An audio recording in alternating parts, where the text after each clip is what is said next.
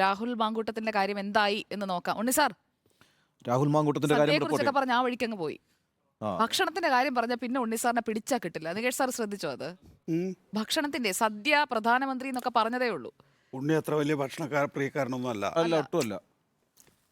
അതേസമയം ഞാനാണ് താൻ.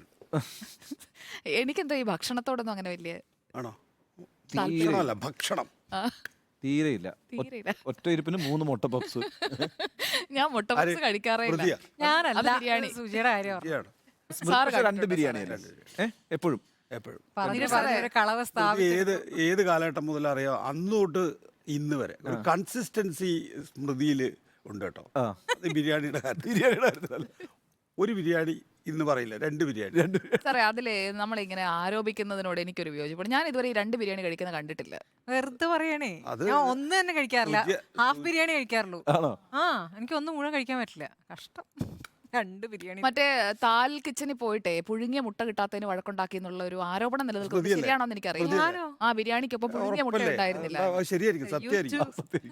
അല്ല, ഞാൻ ആരോപണമെന്നാ പറഞ്ഞേ, കേട്ടിട്ടുണ്ട്. ഞാൻ കേട്ടിട്ടില്ല, ആദ്യമായിട്ട് കേൾക്കുക.